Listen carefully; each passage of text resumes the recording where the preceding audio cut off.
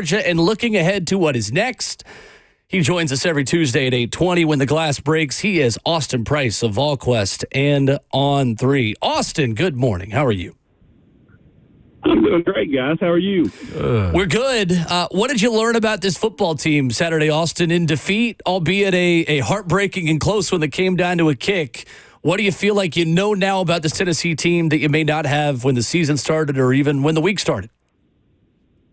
I think you know that Joey Aguilar can stand up underneath the bright lights and awesome performance. I think you can see the promise that everybody saw in the receivers come to fruition. I think you continue to see the offensive line perform at a high level. And I think what you see is Tennessee really desperately needs a few players back on defense, both in the defensive interior and, helping the defensive backfield as quickly as they can get it. So, Austin, on that front with the defensive backfield, do you feel like Tim Banks asked too much of his corners, or do you feel like this was more just a good quarterback beat you on his day and the game plan was the right one for that defense on Saturday? That's really not for me to question. I mean, I know football decent. I don't know football well enough to know whether they, needed to, change kind of their game plan. I think Tim Banks is going to do what he does. I think he tried to take away the middle of the field a lot, which is something that he's gotten beaten on a lot by Mike Bobo the last few years. In doing that, you put your corners, I think, more out on an island, and one of them is a true freshman, and he got picked on a little bit. Did he play terrible? No. Did he give up some plays like the 4th down and 6 late? Yes, but at the end of the day, sometimes you just get beat. Like, you can be in good position, and Ty Redmond was in pretty good position on that 4th and 6. Just a great throw by Gunnar Stockton. You got to tip your cap to him. I mean, that was a fantastic throw. And so Tennessee found a way to collectively lose this game with the conservative play calls after the strip sack, when you had a chance to kind of go for the jugular, and they didn't. They ran it 3 times and then kicked the field goal. You had a chance when it was 4th and 6. You didn't do it. You didn't get the job done. They got the 2-point conversion after that and tied the game. And then you had the chance with the game-winning field goal at the end, and Max missed that. So it wasn't one person's fault or one group's fault. It was a collective effort there that led to a defeat that, should have been a win. But I think Tennessee should take a lot from this, knowing you were right with and really should have beaten the class of the SEC for the last 5 or 6 years. Like, Georgia has been the team, the program. And you have not been in their stratosphere, and you found yourself in that stratosphere on Saturday afternoon, early evening, and almost pulled it off. So I think you can take a lot from this game. I think it's good, though, this week Tennessee plays at UAB. They don't go in and play kind of a trap game. Like, if Mississippi State was this week, I would be more worried just because, I think that kind of loss does stick with you a little bit. But being able to get up, dust yourself off against UAB, they'll be fine a week from now when they go to Starkville. Joined by Austin Price of VolQuest's On 3. Austin, this past weekend was telling for a lot of guys, man. The different variations of receivers that you have. Chris Brazzell has kind of turned himself now into a name when you have games like that, man. What validation does that get to that wide receiver core that you have? I know it's only about 7 scholarship guys, but the ability to produce, man, has to be something they're proud of right now. I think everybody's really proud of the young wide receivers, how they've grown up. I think they're proud of Chris Brazzell. His start to his, to this season has been really, really good, especially considering he didn't really go through any fall camp except for like the last week and a half. And even then was limited. So what they've been able to get accomplished early in the year, I think has been impressive from Kelsey Pope's group. I know Kelsey's happy with them. Sees they can still get better and still do little things to improve. But, I mean, you look at their blocking down the field in the run game, in the Syracuse game, you look at their ability to make plays Saturday. Everything has been on point to this point in the season, and so this team is going to look to them to build off of that. And Joey Aguilar is going to be needing them to build off of that. They did lose Rodarius Jackson on Saturday, and he'll miss probably about a month or so with a collarbone type deal. But which is not ideal considering not super deep. But I think you have to be really, really pleased with what this group has gotten done through the first 3 games. Also, that's the main question, I guess, going into it. Where is this group health-wise? Do you get Jackson Moy back, David Sanders Jr., and the multitude of other guys that you want to get their feet wet against the UAB team in Knoxville this week? Absolutely. I don't – David Sanders is one of those deals where, as Coach Heupel said yesterday, calling it day-to-day. There's been a lot of conspiracy theories. Everybody lives on that grassy knoll, right? Right. You know, the agent's telling him not to play or whatever. Like, none of that's true. Like, David's chomping at the bit to play. It's killing him to not play. But right now, when they do the strength levels off of, you know, it's what Coach Heupel called a unique deal. They're just not where they need to be to play offensive line in this league. And, again, this is one of those things where, like, you know, you have your injury and all of a sudden you wake up one morning and it feels a lot better, and then all of a sudden the strength levels get a little better. He could be out there by tomorrow. You don't know how long this thing's going to linger. Jackson Moy, I think, potentially could play this week. I don't think he will because it makes no sense. It makes no Right. sense to play him. I think there's a really good shot he plays next week, barring any setbacks. And then David Hobbs is the one that's most interesting to me. He's out of his boot. He's been doing things. He's been running. How quickly does the training staff clear him to come back is the real question. And if this thing continues to linger, you know, it's you know, it's going to make you wonder about the training staff a little bit. I mean, like some of these injuries seem to be taking a little longer than normal, so to speak. And so it'll be interesting to see kind of how these things come back. But I think Moy's got a really good shot to be back when Tennessee goes on the road to Mississippi State next week. We'll see on Hobbs. McCoy, you know, I'm thinking sometime October, you know, for him as he tries to continue to battle to be back. But just getting one of the two defensive linemen back, which would help Bryson Eason and Dom Bailey and Nathan Robinson out immensely to where, you know, Bailey and Eason wouldn't be playing 65 and 70 snaps, which is what they've done multiple times through the first three games. Austin, you mentioned the training staff. Has something changed, the philosophy inside of it? Do you have to be more careful with these guys when you speak about the investments that they are for the duration of the season? Because you mentioned questioning them. I'm just like, well, what has changed as far as the way they're evaluating? Yeah, that's a great question. Now, Tennessee did change trainers over the offseason. And so maybe this trainer is a little more conservative than the previous trainer. I don't know. It just feels like things are a little slower than they have been. Again, I'm not medical. I can't tell you how hurt a kid is or how hurt a kid is not.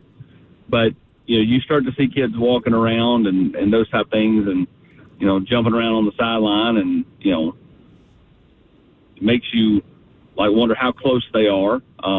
But, you know, again, I don't know. I could not tell you if they've changed practices or thought processes with any of the medical stuff from one year to the next. I do know they changed trainers, but outside of that, you know, I think that, you know, that's purely a medical question. You know, and that's probably unfair for me to say you're starting to question it. You know, again, I don't know how hurt a kid is or how hurt a kid is not. So, you know, I know some of these kids that are out are chomping at the bit to get back on the field. Like, they don't like being on the sideline one bit. VolQuest's Austin Price, our guest this morning on Ramon and Will. In the secondary, Austin, Ricky Gibson, I know, appears to be a more long-term issue, but what is the update on Jermon McCoy specifically, and how much closer is Tennessee to getting him back on the field? He continues to progress. I don't see him playing before the month of October, which means you're going to go into the bye week. I think the earliest you would see him is Arkansas, which is out of the bye week, second weekend of October. If you could get him back in some form or fashion that game and then have him more ready to go for a trip to Tuscaloosa the third weekend of October, I think it would be ideal. Again, though, you know, a lot of factors in play in a lot of these deals. You know, like, we'll see how quickly, you know, he can get back and how quickly the medical staff clears him to return to team periods in practice and so on and so forth. Also, the question I've got on David Sanders, I know we talked a little bit about this last week, and I asked Brent about it too on Friday. Is it a foregone conclusion that when David gets cleared, he plays? Because as good as this offensive line has been, you could have the idea maybe that it's not a slam dunk to change this combination that's been working so far.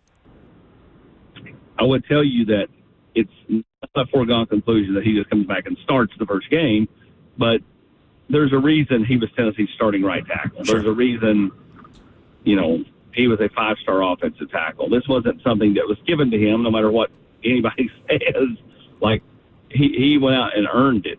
And so do I think he starts the moment that he's cleared? No, I don't think. And I don't think that would be fair to David. Hey, David, just get in there. Like I think you bring him in off the bench and then let him go from there. It's you'll see that a lot of times with players, just kind of let them ease back into the pool a little bit. And for David, I think, the talent is immense. And I think he's, again, one of those kids that's chomping at the bit to get back out there. When he gets cleared, we'll have to obviously knock off some rust, which is why I say you bring him off the bench. You set aside 2 to 3 series in the first game and get him in there and see how he does, and then let him work himself back from there. Austin, when you look at this defense of the edge rusher group, a couple of guys that we had big question marks on who we felt like were talented yet hadn't proved it yet. Josh Josephs, who obviously has played and has had some stuff to put on film, but Caleb Herring's weekend, over the weekend, the kid out of Murfreesboro and Riverdale High School, just how impressed were you with those two edge guys specifically, Jordan Ross in that as well, and how much better do you feel about Tennessee's pass rush on the edge than maybe you did coming into the season? I think they've been fantastic. I think all three have been disruptive. Josh Josephs is the clear leader in that group. He's got a sack in each game to this point. Has done a fantastic job of being the leader in that room. And then Caleb Herring did have a nice coming out party. Jordan Ross flashed big time the other day. And so you want to continue to see them build upon it because, again, Josh Josephs will be going after this year. And so thus Caleb Herring and Jordan Ross ascend even to a greater role. Then you bring in another freshman to back them up and so on and so forth. So I think for that group, they have the greatest chance to impact the defense, impact the game, because they have been getting to the quarterback pretty regular early in the year. And I think that goes back to some of the work they did this offseason and how much they've improved and just kind of the collective talent in that room for Coach Chop. Austin, also, the kick wasn't the main reason they lost. I know everybody's going to point to it. As you mentioned earlier, so many different situations that popped up, the 4th and 6, the inability to stop the run at times where you needed the long second quarter, third quarter coming out that Georgia had also. But what is Coach Heupel's, and if you know the teammates' response to Max Gilbert's miss this week, have you seen him around? The expectation that he will get better? Do you have to start looking at other options at kickers in that moment right there? Is there another option for a place kicker? No, I mean, again, Max stepped up there and knocked the one down in overtime, and I know it's basically the same kick. It's really no different than, Will getting up on the first tee and cranking one out of bounds, and then, when he re-tees, he's hitting 3 and he hits it right down the middle. That's the way it goes. The pressure off the first shot is always greater than the second time. Or as I call it when I do this playing golf, first shot, third team all-district, second shot, All-American. So, Max Gilbert is Tennessee's place kicker. He's shown nothing outside of just missing a game winner to say he shouldn't be. I've not seen him around the complex this week, but, we're kind of relegated to the north side, and if a kid doesn't walk through the north side, we don't see them. So I'm sure it's bothered him. I'm sure it's rattled him. I'm sure somebody has tweeted at him because that's what people do, and everybody's a keyboard warrior. But Max is proven to be a really good kicker through his first couple of years here. He'll bounce back and will potentially get another opportunity, and we'll see if he knocks it down the next time. No doubt about it, man. As far as Joey Aguilar goes, too, I think we all saw this. Hey, we got a substitute teacher. Now, I personally think if he continues to show that he can pass the way he is so far, and his arm strength is there, his coolness is there also, Josh Heupel may have at least struck a match to turn him into a better NFL prospect. Is that how you see what he's doing so far, especially with the rest of the competition that he has and what he's done against Georgia? Did you just call him a substitute teacher? Austin, this man came in May. Okay, yes, he was a substitute teacher. He is the coolest substitute teacher since Rod Belding on Saved by the Bell.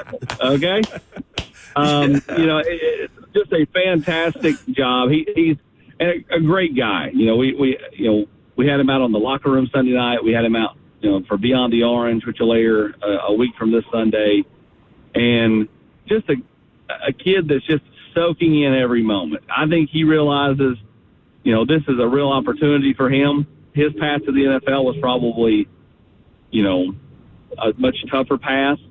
Being here, I think it gives him a chance, which, again, for all the Joel Klatt conversation and this and that and people making comments, if Heupel takes Joey Aguilar and Joey Aguilar gets drafted in some form or fashion come April, I don't think he was getting drafted at UCLA playing for Deshaun Foster. And I mean, that's not a knock on the other guy. I don't want to talk about the other guy anymore. It is what it is.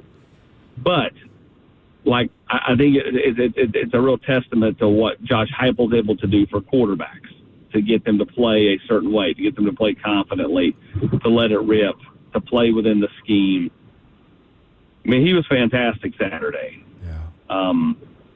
Tennessee's offense Saturday with Joey Aguilar running the show was the most Tennessee's looked like the 22 offense since the 22 offense. They had guys running free. They schemed up plays. It was really, really impressive. And again, doing it against Georgia, a team that you had not scored more than 17 points against in the 4 previous outings since Josh Heupel arrived. You scored 3 more touchdowns. And they weren't defensive touchdowns, right? Like the offense scored points. It wasn't the defense getting a short field and you punching one in. You drove the field multiple times. That first series was like routes on air.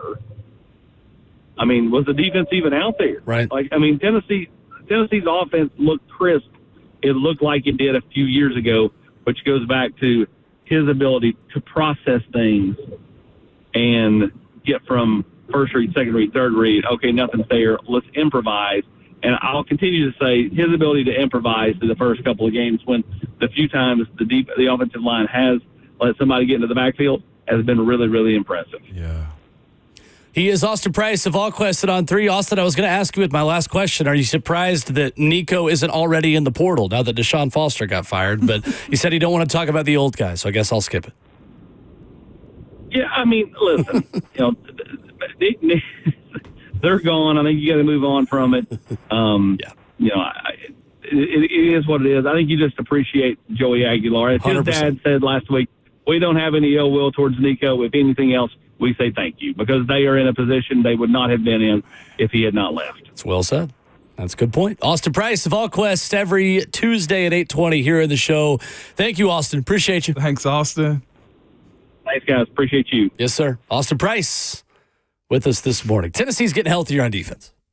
That's a good thing. Jackson Moy, it sounds like, is definitely back from Mississippi State. Jermon McCoy is not. So you're going to go Hood and Redmond again, if they're still healthy, against Mississippi State. Yeah. And you hopefully have David Hobbs back for that one, too. That is a Mississippi State team that's going to really challenge those corners, too, because they run Tennessee's offense. No doubt. This upcoming week, I hate to beat down little brother, but I want to stomp him into a curve. Every time I see a field goal, it's skirmish to me. Like, I hate it. Every field goal I see go through. He ain't the main reason. He's not. Absolutely not the main reason. But every field goal I saw after that game, I just said, why do we kick these? UAB is 2-1. They beat Akron 31-28 on Saturday. They are not very good. Good. They are really not very good. I hope his former players get sacks against them, too. You got a couple of them. Yeah, I know. Tennessee's filled with Lipscomb players. Yeah, they are. No doubt about it. No, Trent Dilfer is might not be there much longer. UAB has not been good at all the past couple of seasons. And week 1, they beat Alabama State 52-42. Shout out to Hornets. shooting these random shots. You know the logos and everything. Oh, I have Absolutely. played more of that college football video game since I was a kid than I was talking to girls at recess. Hey, now. So nobody's surprised. Had a real upbringing. Right? I mean, I've only ever talked to one girl really ever, and it's the one I'm currently engaged to. Already it's the only girl I've engaged ever you. communicated with. The only one. I hope she missed you running game right there. The very important Peyton. I hope she missed it, Hawk. I hope she is busy and she missed that. No, she's probably not. She's probably listening. Hello, Peyton, if you're out there. Coming up,